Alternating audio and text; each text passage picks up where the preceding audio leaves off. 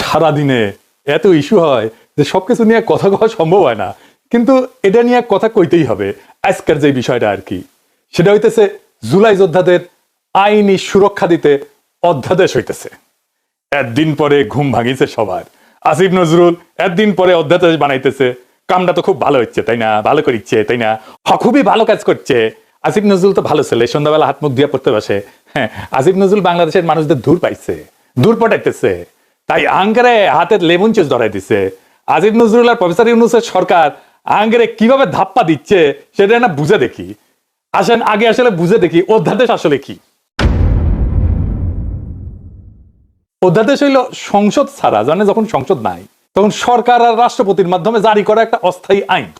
তার মানে এটা আইন কিন্তু সংসদে পাস হয়নি, এবং এইটা এখন জারি করা হইতেছে জরুরি পরিস্থিতির জন্য, যেহেতু সংসদ নাই। আর একটু ভেঙে বলি, ধরেন সাধারণ আইন কিভাবে হয়। স্বাভাবিক নিয়মে একটা প্রস্তাব আসে, সংসদে আলোচনা হয়, ভোট হয়, পাস হয়, রাষ্ট্রপতি সাইন করে সম্মতি দেয়, আইন হয়ে গেল। এইটারে বলা হয় সংসদীয় আইন। কিন্তু তাইলে অধ্যাদেশ আসে কখন?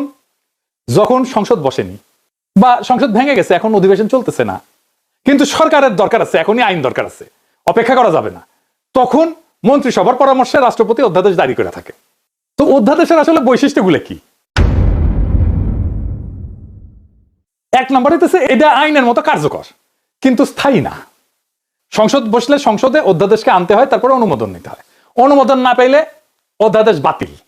মানে সংসদ কার্যকর না থাকলে, সংসদ না থাকলে রাষ্ট্র যেন অচল না হয়, সেজন্য অধ্যাদেশ এই বিষয়টা জারি আছে।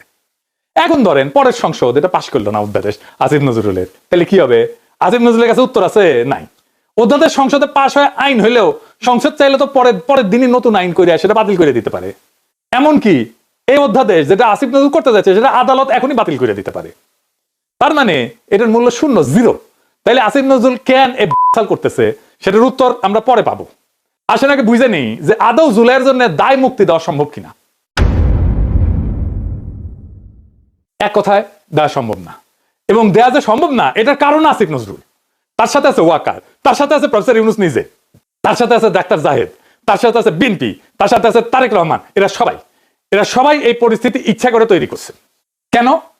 কারণ ঘোষিত বিপ্লব ছাড়া দায় মুক্তি সম্ভব না। দায় মুক্তি কোনো আইনি ব্যতিক্রম না, এটা একটা সার্বভৌম ঘোষণা। যে বিপ্লব ঘোষণা করতে পারে না সে দায় মুক্তি দাবি করার নৈতিক অধিকার, ক্ষমতা এটা কোনোটাই রাখে না। ওয়াল্টার বেনিয়ামিন বিপ্লবী সহিংসতা বনাম আইন রক্ষাকারী সহিংসতা, এইটা একটা কথা বলছিলেন। একদিকে লেখেন বিপ্লবী সহিংসতা, আর একদিকে হচ্ছে আইন রক্ষাকারী সহিংসতা। আইন তৈরি করে যে সহিংসতা আর আইন রক্ষা করে যে সহিংসতা, দুইটা এক না। উনি বলছেন ল প্রিজার্ভিং ভায়োলেন্স যেটা পুরানো ব্যবস্থার ভিতরে থাকে, এবং ল মেকিং ভায়োলেন্স যেটা নতুন ব্যবস্থার জন্ম দেয়। যে সহিংসতা নতুন আইন তৈরি করে না সেটা কেবল অপরাধ। 1971-এর স্বাধীনতা যুদ্ধ ছিল নতুন আইন তৈরি করার লড়াই। 1971-এর স্বাধীনতা যুদ্ধে আমরা যেটা করছি সেটা ল মেকিং ভায়োলেন্স, সেজন্য ওটা অপরাধ না। পুরানো বন্দোবস্ত রেখা সংগঠিত রাজনৈতিক সহিংসতা বৈধ হইতে পারে না, কারণ তা আইন ভাঙে কিন্তু নতুন আইন সৃষ্টি করে না। স্মিথ বলছেন সার্বভৌম সেই যে ব্যতিক্রম ঘোষণা করতে পারে। ওনার একটা বিখ্যাত সূত্র ছিল, উনি বলছেন ইংরেজিতে কইছেন, বাংলা হইতেছে সার্বভৌম সেই যে ব্যতিক্রম ঘোষণা করতে পারে। বিপ্লব মানে নিয়ম স্থগিত করা, পুরনো বৈধতা বাতিল করা, নতুন বৈধতা ঘোষণা করা। যে বিপ্লব পুরনো সংবিধান, পুরনো আদালত, পুরনো নৈতিক মানদণ্ড চালু রাখে সে আদতে সার্বভৌম না। সার্বভৌম না হইলে দায় মুক্তি দেওয়ার ক্ষমতা থাকে না, বরং নিজেই ভবিষ্যৎ বিচারের অধীন হয়ে পড়ে। হান্না আরেন্ট বলছিলেন যে সহিংসতা একটা নতুন রাজনৈতিক সূচনা করতে পারে না। উনি বলছেন ফাউন্ডিং মোমেন্ট এটা তৈরি করতে পারে না, সেই সহিংসতা নিজেই নিজের বিরুদ্ধে সাক্ষ্য দেয়। সেই কারণে নতুন রাষ্ট্র গঠন করা ছাড়া সহিংসতা বিপ্লব না, এটা অপরাধ। তিনজনের কথা বললাম। বেনিয়ামিন বলছেন নতুন আইন না বানাইলে সহিংসতা অপরাধ। স্মিথ বলছে ব্যতিক্রম ঘোষণা না করলে সার্বভৌম আসে। আর হান্না আরেন্ট বলছেন নতুন শুরু ছাড়া সহিংসতা ক্ষমতা না, শুধুমাত্র ঘোষিত চূড়ান্ত এবং নতুন শুরুর বিপ্লবী দায় মুক্তি তৈরি করে। পুরানো বন্দোবস্ত রেখা চালানো সহিংসতা আইনগতভাবে না, তাত্ত্বিকভাবেও অবৈধ।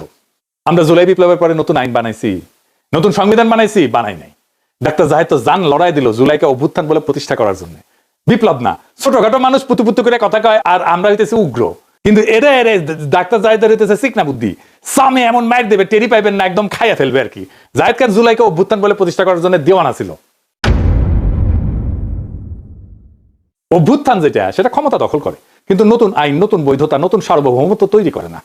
পুরনো সংবিধান, পুরনো আদালত, পুরনো রাষ্ট্রীয় কাঠামো চালু রাখে। তাই সহিংসতা যেটা সেটা আইন ভাঙা হয়, আইনের নির্মাতা না।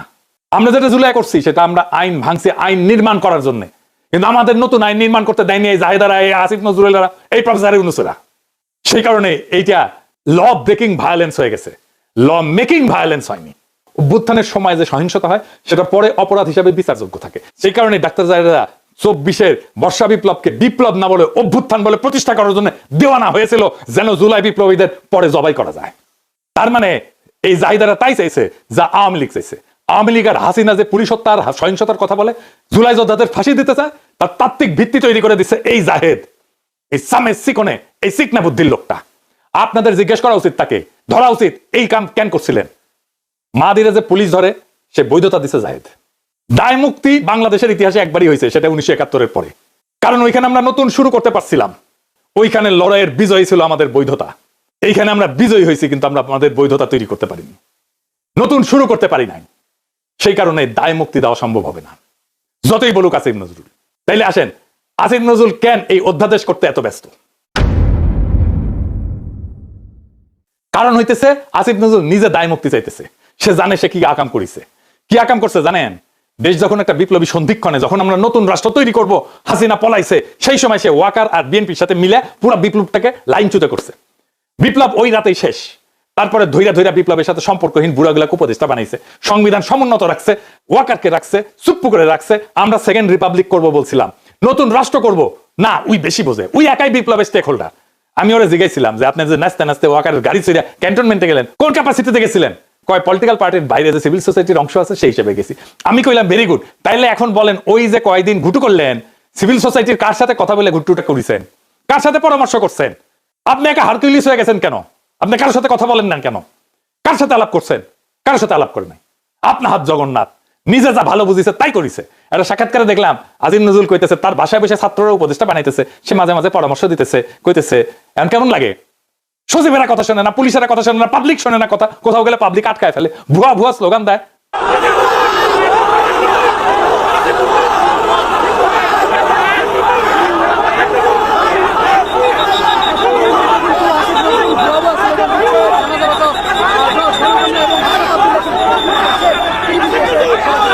খুব মজা না? হ্যাঁ, এখন তো এগুলো শুনিচ্ছেন, এরপরে পাবলিক থাপড়াবে ধরে রাস্তায়, রাস্তার থাপড়াবে। ওই সময়টাতে ঠিক হয়েছে সংবিধান সমুন্নত রাখতে হবে। ওই যখন গুটু করিচ্ছে, সংবিধান সমুন্নত রাখলে 2024-এর লড়াই, বিপ্লব, বিপ্লবী সহিংসতা সব অবৈধ হয়ে যায়। বৈধ হয় হাসিনার খুন করা, ছাত্রলীগের গুন্ডামি, পুলিশের গুলি, সব বৈধ হয়ে যায়। কারণ সরকারের বিরুদ্ধে বিদ্রোহ তারা নিয়ন্ত্রণ করতেছে।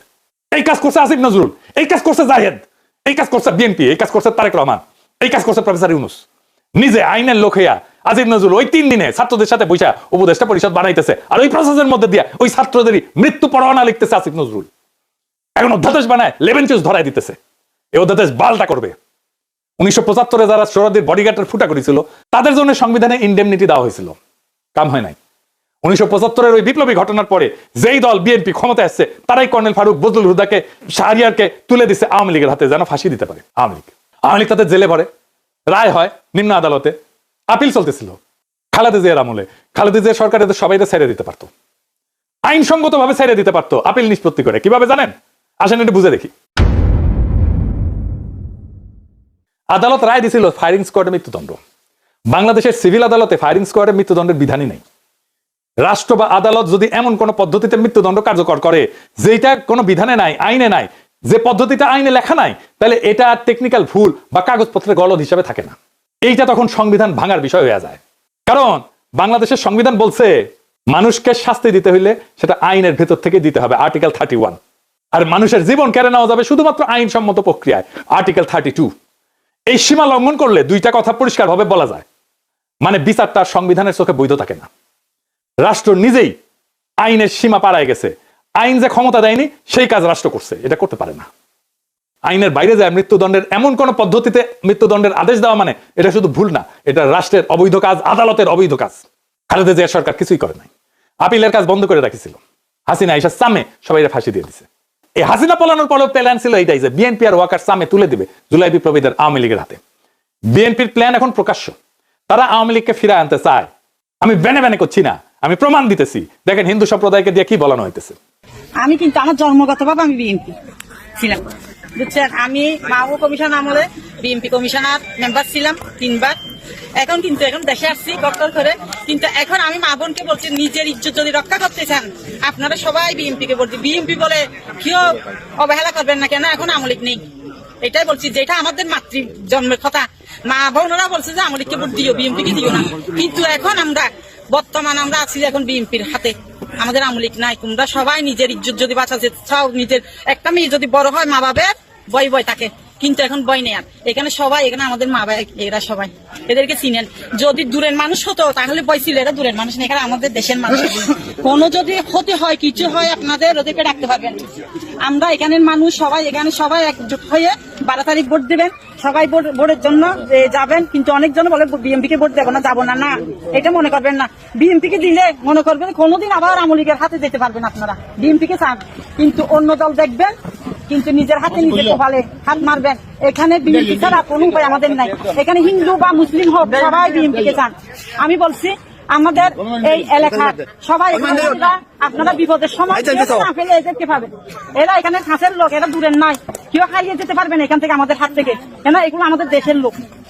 তাই আমি বলছি মা বোনকে, এখানে মহিলা হইয়ে বা পুরুষ হইয়ে ওই বিএনপি কে দেবো না, ওই এই কথা আর বলিয়েন না। কেন আমরা এখন একটাই দল, বাংলাদেশে একটাই দল আছে, ওইটাই কোনো দল না, এটা নিজেরাই দল করছে, যে এটাকে কেউ সমর্থন দেবে না ওই দলকে। আমরাই এখন হচ্ছি যে কি সবাই বলো বিএনপি কে চাই, ভোট চাই, ধানের শীষে ভোট দেবে, এটাই আমরাই চাই। আমাদের তো দানের শীষ সবাই, আমি বলছি দানের শীষে টিকে দিলে আপনারা মনে মনে বলছেন যে দানের শীষ কেন দেবো, আগে তো আমরা আওয়ামী লীগ ছিলাম না, এখন আমরা আওয়ামী লীগ, দানের শীষে আওয়ামী লীগ মনে করবেন কেন? আওয়ামী লীগ আসার জন্য আমরা এটা একটা পথ। আমরা বিএনপি কে যদি চাই, বিএনপি দেখে 10 বছর বাদে হলে আমাদের নেত্রীকে আবার আনবে, জানেন এটা। কিন্তু ওদের হাতে যদি চলে যায়, পাকিস্তানে চলে যেতে হবে সবাইকে, মনে করবেন। শুনলেন তো, কইতেছে আগে আমরা আওয়ামী লীগ ছিলাম, এখন আমরা আওয়ামী লীগই আছি। ধানের শীষকেই আওয়ামী লীগ মনে করবেন কেন? কারণ আওয়ামী লীগ আসার জন্য এই একটাই পথ। আমরা বিএনপি কে যদি চাই, বিএনপি দেখেন 10 বছর পরে হইলেও আমাদের নেত্রীকে আবার আনবে। শুনেছেন, নিজের কানেই তো শুনলেন। আর একটা প্রমাণ দিতেছি, আসেন সে প্রমাণটা দেখি। এই যে সংসদ নির্বাচন হইতেছে, এখানে এমপি কে ভোট দেওয়া ছাড়া একটা গণভোট হবে। সে গণভোট হবে, বিএনপি কিন্তু ঘরের মধ্যে এগুলা স্বীকার করে এসেছে, গণভোটে যে সমস্ত জিনিস থাকবে। এই গণভোটে হ্যাঁ বা না ভোট দিতে হবে। হ্যাঁ ভোট দিলে কি কি পাবেন? আপনি 12টা জিনিস পাবেন। 12টা কিভাবে আগামী রাষ্ট্র চলবে সেটা ঠিক করতে পারবেন। কি কি সেটা একটা একটা করে বুঝে দেখি, শুনেন মন দিয়া। আপনি কি এমন একটা বাংলাদেশ চান যেখানে তত্ত্বাবধায়ক সরকার, নির্বাচন কমিশন, সরকারি কর্ম কমিশন মানে যেটাকে পিএসসি বলা হয়, এটা গঠনে সরকারি দল এবং বিরোধী দল একত্রে কাজ করবে? সুন্দর কথা না? 2 নাম্বার, সরকারি দল ইচ্ছা মতো সংবিধান সংশোধন করতে পারবে না। সুন্দর না কথাটা? 3 নাম্বার, সংবিধানের গুরুত্বপূর্ণ পরিবর্তনের ক্ষেত্রে গণভোটের বিধান চালু হবে। সুন্দর না? আমরা সবাই মিলে ভোট দিয়ে ঠিক করবো। 4 নাম্বার, বিরোধী দল থেকে ডেপুটি স্পিকার এবং গুরুত্বপূর্ণ সংসদীয় কমিটি সমূহের সভাপতি নির্বাচিত হবেন বিরোধী দল থেকে। সুন্দর না? যত মেয়াদী হোক কেউ সর্বোচ্চ 10 বছরের বেশি প্রধানমন্ত্রী থাকতে পারবে না। সংসদের নারীর প্রতিনিধিত্ব পর্যায়ক্রমে বাড়বে। ক্ষমতার ভারসাম্য প্রতিষ্ঠার জন্য পার্লামেন্টে একটা উচ্চ কক্ষ গঠিত হবে। দেশের বিচার ব্যবস্থা স্বাধীনভাবে কাজ করবে। সুন্দর কথা না? আপনার মৌলিক অধিকারের সংখ্যা বাড়বে। কি রকম একটা মৌলিক অধিকার হইতেছে, ইন্টারনেট সেবা কখনো বন্ধ করা যাবে না, এটাকে মৌলিক অধিকার হিসেবে ঘোষণা দিবে। তার হাসিনা এটা বন্ধ করে দিছিল। দণ্ডপ্রাপ্ত অপরাধীকে রাষ্ট্রপতি ইচ্ছা মতো ক্ষমা করতে পারবে না। ফাঁসি দিলেও তো ক্ষমা করে দেয়, জেল দিলেও ক্ষমা করে দেয়। রাষ্ট্রপতি এবং প্রধানমন্ত্রী ক্ষমতার মধ্যে ভারসাম্য থাকবে। রাষ্ট্রভাষা বাংলার মর্যাদার পাশাপাশি অন্যান্য জাতিগোষ্ঠীর ভাষাও সাংবিধানিকভাবে স্বীকৃত হবে। সব সুন্দর কথা না? 12টা কথা। হ্যাঁ ভোট দিলে সবগুলো পাবেন, এই যতগুলো আছে সবগুলো। না ভোট দিলে কিছুই পাবেন। কিন্তু বিএনপি কি বলতেছে দেখেন, বিএনপি কি বলতেছে, জনগণকে কি বলতেছে শোনেন, নিজের কানে শোনেন। এখানে আরেকটা ব্যালট হবে হ্যাঁ এবং না। আপনারা এটা গণভোট হয়েছে না? এটা গণভোট হবে হ্যাঁ এবং না। যদি আপনারা যারা আওয়ামী লীগ করেন, যারা অন্যান্য দল করেন, তাদের কাছে তাদের জ্ঞাতার্থে সুবিধার্থে আমি জানাচ্ছি, যদি হা জয়যুক্ত হয় কোনো ক্রমে, সারা দেশে যদি হা জয়যুক্ত করা মানে ভোটে জয়যুক্ত হয়, তাহলে এদেশের স্বাধীনতার পরে 72 যে একটা সংবিধান ছিল, শেখ মুজিবুর সাহেব করেছিল, ডক্টর কামালের হাতে লেখা, এই সংবিধান টোটাল ডাউমিট করে দেবো, মানে মুছে ফেলবো। স্বাধীনতার যে 71 সালে যে যুদ্ধটা হয়েছিল, এই যুদ্ধটা 71 সালের কোনো ঘটনায় বাংলাদেশে আর থাকবে না। আপনার ইয়ের মধ্যে সংস্কার করতে চাইতেছে, যে সংস্কারের জন্য হানাপুর হইতেছে, এর মধ্যে লেখা আছে 71 সালকে বাদ দিয়ে 24-এ যে এটা হয়েছে গণভোটদান হয়েছে, 71 জায়গাটা নিবে 24 সাল। কেন নিবে? এটা একটা কারণ আছে, জামাত ইসলামের একটা কারণ আছে। জামাত ইসলাম 71 সালে দেশের স্বাধীনতা চায় না, এই দেশে বাংলাদেশের স্বাধীন হোক, বাংলাদেশ স্বাধীন হোক, জামাত ইসলাম কিন্তু এটা চাই নাই। যারা আওয়ামী লীগ করেন তারা একটু খেয়াল করে শুনে, যদি হার জয়যুক্ত হয় তাহলে আওয়ামী লীগ কিন্তু এখন মানে কি জানি প্রজ্ঞাপনের মাধ্যমে আপনার স্থগিত হয়েছে, আওয়ামী লীগ নির্বাচনে অংশগ্রহণ করতে পারবে না। যদি হার জয়যুক্ত হয় তাহলে আওয়ামী লীগ একবারে আর কোনো মিটিং টিটিং হবে না, মিটিং টিটিং সংসদে কোথাও উঠবে না। ওই হার মধ্যে লেখা আছে আওয়ামী লীগ নিষিদ্ধ। এই যে 24 সালে গণহত্যার জন্য আওয়ামী লীগ কিন্তু নিষিদ্ধ হয়ে যাবে আপনাদের ভোটেই। যদি হাতের ভোট দেন, হাতে ভোট দিলে আপনার 16 ডিসেম্বর থাকবে না, 26 মার্চ থাকবে না, আপনার 71 সালে যে যুদ্ধ করতে মা বোনেরা ইজ্জত দিচ্ছে, 30 লক্ষ মা বোনের ইজ্জত দিচ্ছে, এটা থাকবে না। অর্থাৎ আপনারা যারা আওয়ামী লীগ করেন দয়া করে আপনারা না ভোটের জন্য হলো। আওয়ামী লীগের তো আমরা আসলে বিএনপিটা হইতে সুদারপন্থী রাজনৈতিক দল। আমরা বিএনপি চাচ্ছি সকল দল মিলে একটা দেশে নির্বাচন হোক, সকল এবার না হোক, সামনে যেন সকল দল একটা নির্বাচনে অংশগ্রহণ, 5 বছর পরে যে সকল দল নির্বাচনে অংশগ্রহণ করতে পারে। আপনারা আপনাদের যারা আওয়ামী লীগ করেন আপনাদের দল রক্ষা করার জন্য আপনাদের কেন্দ্রে যাইতে হবে, ঠিক আছে? আপনাদের কেন্দ্রে যাইতে হবে, আপনাদের দল রক্ষা করার জন্য, না ভোট দেওয়ার জন্য হইলে সার্বভৌমত্ব দেশ রক্ষা করার জন্য 71কে ফিরিয়ে, মানে 71 যেভাবে আছে স্বাধীনতা যুদ্ধের ইতিহাস আছে, এই ইতিহাসটা রক্ষার জন্য হইলেও যারা না ভোট দিবেন, যারা আওয়ামী লীগ করেন আপনাদের কেন্দ্রে অবশ্যই যেতে হবে। কেন্দ্রে যদি আপনারা আপনাদের দলকে রক্ষা করতে যান, যেহেতু এবার আপনাদের নাই কোন নমিনেশনের আওয়ামী লীগের কোন প্রার্থী নাই, দয়া করে সেক্ষেত্রে আপনাদের কাছে আমাদের অনুরোধ, যারা আওয়ামী লীগ করেন বিএনপির তো আপনারা ভোট আমাদের দিবেনি, ঠিক আছে? যারা বিএনপি করেন তো আমাদের ভোট দিবেনি। না ভোট দেওয়ার জন্য যারা কেন্দ্রে যাবেন আপনাদেরকে যেতেই হবে, আপনাদের অস্তিত্ব রক্ষার জন্য, আওয়ামী লীগ রক্ষার জন্য হলেও আপনাদের কেন্দ্রে যেতে হবে। শুনেছেন? তার মানে বিএনপির ঘুরে ফিরে আওয়ামী লীগকে ফিরে আনতেই চায়। তারা অনেক আগে থেকে বলতেছে কিন্তু আওয়ামী লীগ নির্বাচনে আসুক। শুনেন, তবে আওয়ামী লীগের প্রধান প্রতিদ্বন্দ্বী বিএনপি চায় দলটি নির্বাচনে আসুক, নির্বাচনটি হোক অংশগ্রহণমূলক। আমরা আশা করব যে এই নির্বাচনটি পার্টিসিপেটরি হবে, সকলের জন্যই দ্বার উন্মুক্ত, জনগণ যাদেরকে সুযোগ দিবে তারাই দায়িত্ব পাবে। আমরা কামনা করি প্রত্যেক রাজনৈতিক দল এই নির্বাচনে অংশগ্রহণ করুক, কাউকে বাদ দেওয়ার হলে জনগণই বাদ দিয়ে দেবেন। যখন জনগণের বিরূপ প্রতিক্রিয়া হয়েছে তখন বলে এইবার না আসুক, বিএনপি ক্ষমতা আসলে আওয়ামী লীগ ফিরবে, পরের বার ফিরবে। বুঝিস? ঐক্যমত কমিশনে আইসা বলে আমরা সংস্কার চাই, আর কর্মীদের বলে না ভোটের ক্যাম্পেইন করতে। কিরকম জাউরা, কিরকম খাইস্টা, কিরকম ভণ্ডের ভণ্ড। এটাই আসল প্ল্যান। এই প্ল্যান হইতেছে গ্র্যান্ড প্ল্যান, আওয়ামী লীগকে ফেরানোর প্ল্যান। এইবার ভোটে যদি বিএনপি জিতে তাহলে আওয়ামী লীগ ফিরবে, লিগে রাখতে পারেন। এটা তো আমার কথা না, আপনারা তো বিএনপির লোকদের মুখেই শুনলেন, তাই না? আপনি আসলে ধানের শীষে ভোট দিতেছেন না, আপনি ভোট দিতেছেন নৌকায়, আপনি ভোট দিতেছেন হাসিনারে, আপনি ভোট দিতেছেন ফ্যাসিস্ট রে, আপনি ভোট দিতেছেন ভারপ্রাপ্ত আওয়ামী লীগ রে, বিএনপি রে না। যারা আওয়ামী লীগ রে ফিরে আনতে চান তারা ধানের শীষে ভোট দিতে পারেন। আমরা বলবো নৌকা আর ধানের শীষ 2 সাপেরই একই বিষ। এই দুইটারই বাংলাদেশ থেকে হটাইতে হবে, এই দুইটারে ক্ষমতার আশেপাশে আসতে দেওয়া যাবে না। এটাই আমাদের আগামীর বাংলাদেশ গড়ার শপথ হোক। ইনকিলাব জিন্দাবাদ।